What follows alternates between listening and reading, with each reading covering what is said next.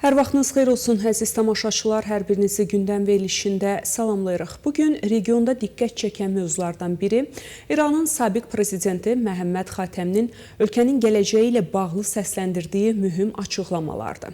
Xatəmi bildirib ki, İslam Respublikasında respublika prinsipləri ilə dini dəyərlərin xalqın iradəsi, insan hüquqları və hakimiyyətin cəmiyyət qarşısında məsuliyyəti ilə uzlaşdırıldığı bir idarəetmə modeli formalaşarsa, mövcud problemlərin böyük hissəsi öz həllini tapa bilər.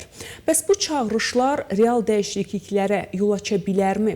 İranda islahatçı xətt yenidən güclənə bilərmi, yoxsa mövcud siyasi struktur buna imkan verməyəcək? Mövzunu siyasi ekspert Heydər Oğuzla müzakirə edəcəyik. Heydər bəy, xoş gördük sizi. Hoş gördük. Ben sizi de sizin tamaşaçıları da salamlayıram. Təşəkkür edirik Heydər bəy, minnətdarıq sizə.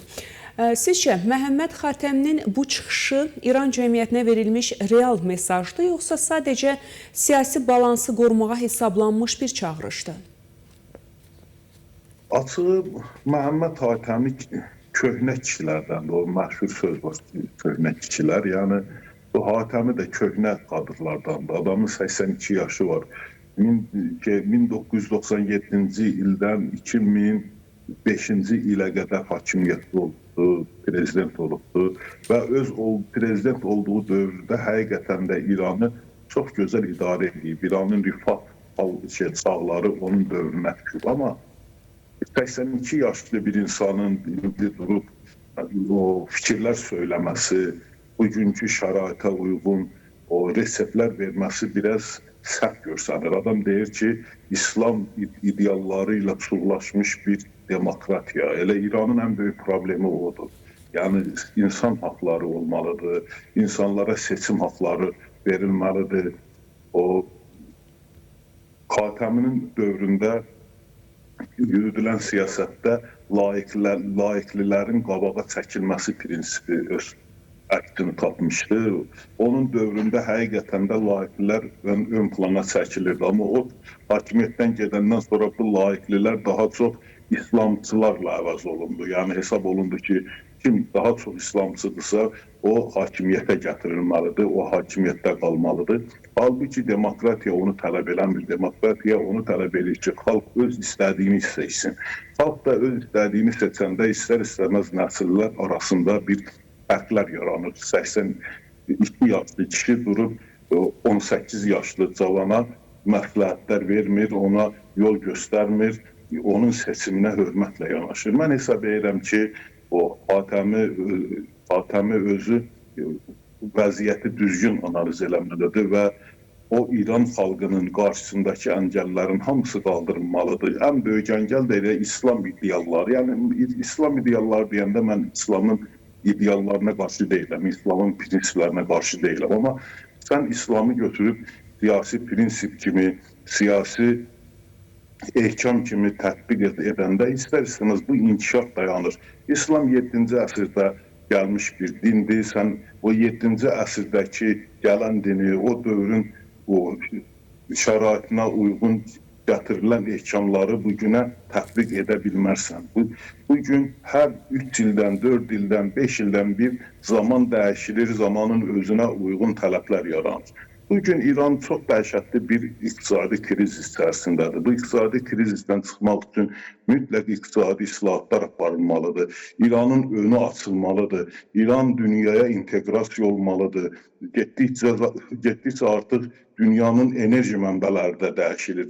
Bir müddətdən sonra İranın əlində tutduğu o neftin, o qazın heç bir əhəmiyyəti olmayacaq. İran bu günləri belə həmən neftdən, qazdan düzgün istifadə eləyə bilmir. Niyə? Çünki iqtisadi strukturlar düzgün qurulmayıb. Dünyaya qarşı müharibə eləməklə, dünyanın şərtləri ilə razılaşmadan hərəkət etməklə heç ara vara bilmərsən. Bu günləri bilirsiniz ki, İran o neftinə görə dünya üçüncüsü, dünya ikincisidir. Hətta üçüncüsü deyək. Venezuela, Səudiyyə Ərəbistandan sonra İran gəlir. Qazına görə də dünya üçüncüsüdür. Yəni, deməli, Rusiya Amerikadan sonra üçüncü ən böyük qaz ehtiyatına malik olan ölkə İrandır. Amma bugün İran öz qazını belə düzgün istifadə edə bilmir, oradan-buradan qaz alır. Niyə? Çünki o struktur, düzgün infrastrukturlar düzgün qurulmayıbdır. Niyə? Çünki dünyaya qarşı müharibə elan edibdir. Qazandığı pulları ölkəyə yatırmayıb, aparıb o məsəf müharibələri salmaq üçün yaxın şərqdə yatırıbdır və nəticədə hər iki tərəfdən müsəlmanlar ölüb, başqaları bu müharibələrin hesabına, məsəf müharibələrin hesabına varlanıblar. İran bu prinsiplərdən əl çəksə, özünə gəlsə, öz o saadəti uğrunda düşünsə, daha böyük uğurlar əldə edə bilər. Onu da 82 mən yaşına görə qınamıram Xatəmini. Yenə deyirəm, Xatəmi elə bir adamdır ki, onun vaxtında İran özünün, İran İslam Respublikasından söhbət gedir. İran İslam Respublikası özünü intibah dövrünü yaşayırdı. Gözəl idarə olunurdu, amma onun prinsipləri bugün keçmir. Onun prinsipləri daha sonra belə deyək, başqalarının əlində əksinə bir baskı aracına, bir təzyiq vasitəsinə çevrilibdir. Mən elə bilirəm ki, Xatəmi desəydi ki, hər şeyi gənclərə vermək lazımdır, yeni nəslə vermək lazımdır, daha ağıllı söz demiş olardı, daha ağıllı yol göstərmiş olardı. Aydındır. Təşəkkür edirik sizə Heydər bəy, minnətdarıq fikirləriniz üçün. Beləliklə, görünən odur ki, İran cəmiyyətində dəyişiklik tələbi getdikcə daha açıq şəkildə ifadə olunur. Lakin bu dəyişimin hansı formada baş verəcəyi, islahat yolu ilə yoxsa daha kəskin sarsıntılar fonunda hələ də açıq sual olaraq qalır. Mövcud siyasi sistemin öz daxilində transformasiya potensialı olub-olmaması isə həm ölkə daxilində, həm də regionda diqqətlə izlənilir. Biz isə mövzunu diqqətdə saxlayaraq prosesləri izləməyə davam edəcəyik. Sağ olun, gündəmdə qalın.